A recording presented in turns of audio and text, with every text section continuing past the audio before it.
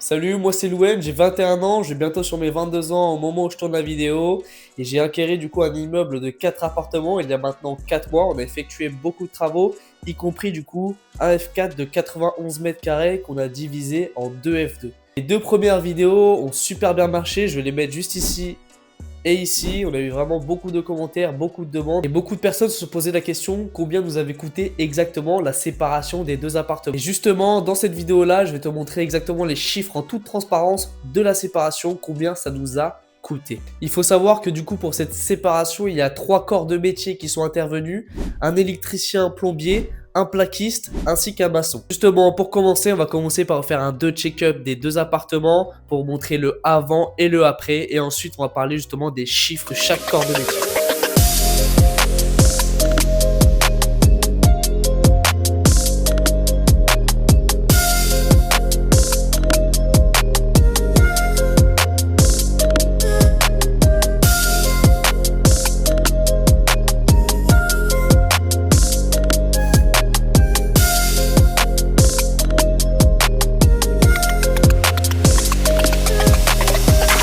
L'accès au couloir.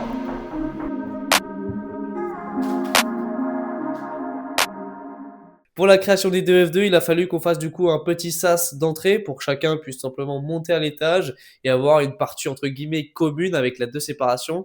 Et justement, cette séparation, elle est sur le côté gauche et là, c'est le plaquiste qui a fait le gros du travail. Ça appartenait totalement au F4. Le sas en termes de parois, donc pour tout ce qui est les parois juste ici, ça nous a coûté à peu près 550 euros. Et après, il y a eu du coup l'ajout donc des contours de porte, des portes qui nous a également aussi coûté 500 euros. Donc pour ce sas-là, on a eu un total à peu près de 1000 euros. Donc ça va, c'est relativement correct. Et on va du coup passer sur l'appartement de gauche directement. Bien sûr, avant ici, c'était un grand salon qui allait aussi de l'autre côté. Et donc pour séparer les deux, il a fallu du coup qu'on fasse une grosse paroi épaisse. Donc pour isoler phoniquement les deux appartements. On commence du coup d'ici. Grosse paroi qui va de là-bas jusqu'à la salle de bain qui est là-bas tout au fond. La qualité de simplement de ce mur-là avec l'isolation nécessaire nous a coûté à peu près 1500 euros. Au fur et à mesure, je vais afficher les prix pour voir où est-ce qu'on en est au niveau des dépenses concernant le plaquiste. Ensuite, également, du coup, quand j'ai acheté cet appartement-là, donc le F4, toute l'isolation côté mur n'était pas bonne. Il a fallu refaire toute l'isolation côté route, donc c'est ce qui a été fait aussi. Et du coup, il y avait également aussi tout le côté qu'on ira voir tout à l'heure, côté court, qui a été également isolé.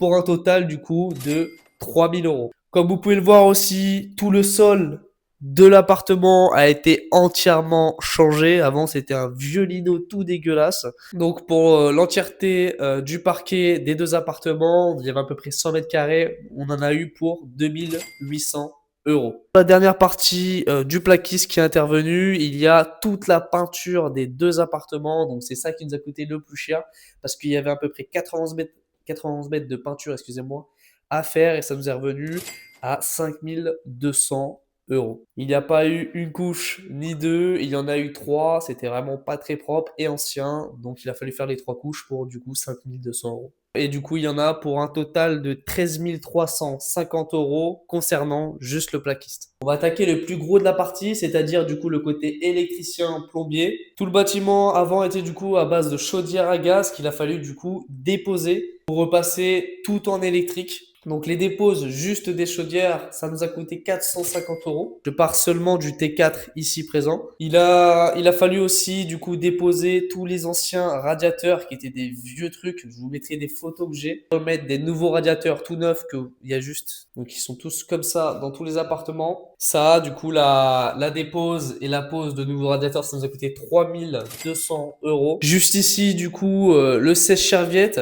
Donc l'alimentation et la pose nous a coûté 690 euros. Il y a également la fourniture qui est compris dessus. Et du coup, pour le raccordement des VMC, donc avec toute la tuyauterie au-dessus, ça a coûté 2150 euros. Il y a eu également besoin de mettre beaucoup d'interrupteurs différents parce que les alimentations ont complètement changé dans les différentes pièces et du coup, il y en a eu pour 2350 euros. Il a dû falloir modifier tout le réseau électrique pour vraiment que les deux appartements soient différents, y compris du coup le tableau électrique juste ici qui nous a coûté du coup 3 200 euros. Donc quand je dis 3 200 euros, c'est ce tableau électrique avec aussi l'autre dans l'autre appartement. Et concernant les modifications de réseau électrique, ça nous a coûté 1 500 euros. Juste avant, on était dans la salle de bain et du coup, cette salle de bain a été complètement créée, elle n'existait pas. Auparavant, c'était une ancienne chambre qui était horriblement moche. L'alimentation ainsi que l'évacuation de cette salle de bain nous a coûté 2 600 euros. Bien évidemment, il y a aussi la fourniture et la pose des WC pour un montant de 450 euros. La pose du miroir ainsi que le meuble lavabo nous a coûté 750 euros celui-ci. L'ensemble de la douche, quant à elle, nous a coûté 1650 euros. Pour aller faire un petit check-up dans l'autre appartement qui est moins illuminé parce que pour l'instant il n'est pas alimenté électriquement. Mais c'est pour vous montrer un petit peu les différents points que j'ai pu parler, mais d'un autre point de vue. Donc c'est parti, on va y aller. Juste ici, du coup, les radiateurs que je vous parlais tout à l'heure. La séparation ici qu'on va beaucoup mieux voir dans cet appartement.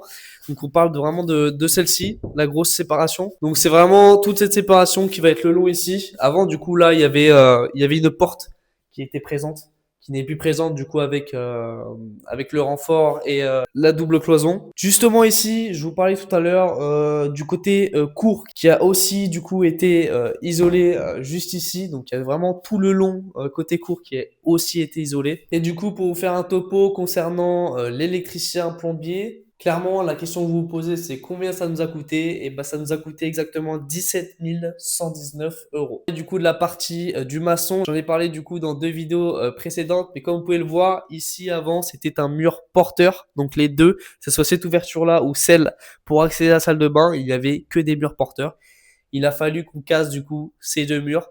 Malheureusement, j'en ai déjà parlé sur une vidéo, mais on est tombé sur sur deux cheminées. Donc il a fallu qu'on renforce tout le sol également. Voilà, malheureusement on casse des murs, on peut avoir des surprises et ça fait partie des chantiers. Et du coup pour l'intervention de ce maçon, donc avec un placement d'IPM sur les dessus pour vraiment renforcer, parce que oui, quand on casse un mur porteur, il faut absolument renforcer la structure. J'en ai eu du coup pour un total de 4200 euros. La petite barre là-haut, elle va augmenter. On est déjà à je sais pas combien d'argent. Et du coup, si je rassemble tous les corps de métier, donc le maçon, l'électricien plombier et le plaquiste, le projet du F4 de 91 mètres carrés pour la séparation, pour en faire simplement deux F2. Du coup, avoir fait cette séparation, je pense que vous avez posé la question. C'est une étude de marché qui a été faite au préalable. Et justement, dans la ville où j'investis, un F4, déjà, c'est beaucoup plus compliqué à louer. J'aurais pu celui-là le louer vers les 650, voire 700 euros. C'est pas ce que je recherchais. Je recherchais vraiment un projet avec beaucoup plus de cash flow, d'où l'intérêt de faire des travaux pour pouvoir derrière défiscaliser, pour ne pas potentiellement payer d'impôts pendant plusieurs années. Là, en l'occurrence, avec les deux F2, ce qui va me permettre d'avoir à peu près entre 500 et 520 euros de loyer par F2, donc monter potentiellement un loyer entre 1000 et 1040 euros, comparé justement à un F4 qui pourrait me rapporter à peu près 700 euros. Nous, ce qu'on cherche ici, c'est d'expérimenter, de voir un petit peu comment se passent les travaux, de pouvoir avoir un projet qui a une rentabilité nette le plus haut possible. Là, en l'occurrence, avec ce projet immobilier, pour être totalement transparent avec vous, on serait sur une rentabilité brute de 16% à peu près pour une rentabilité nette de 11%. Et pour être encore plus transparent avec vous, j'ai un crédit de 1000 euros pour à peu près un revenu estimé entre 2000 et 2050 euros sur cet immeuble complet avec les 4 appartements. Merci d'avoir regardé la vidéo. Maintenant, vous en savez beaucoup plus sur la division d'un F4 pour faire deux F2. Il y a beaucoup de corps de métier qui interviennent, d'où l'importance d'avoir un suivi régulier. Comme vous pouvez le voir, c'est aussi une certaine somme. On parle à peu près de 35 000 euros. Mais aussi, on va passer d'un immeuble de 3 appartements à 4. Donc à la revente, il y aura un gros intérêt. Et si vous cherchez à défiscaliser, et bah, c'est un gros plus. Moi, c'était Louem. Ça fait plaisir de partager mon expérience au quotidien et de voir mon évolution. Je vous remercie d'avoir regardé la vidéo. Je vous incite à mettre un petit commentaire, un petit pouce bleu et de vous abonner. Et moi, c'est ciao.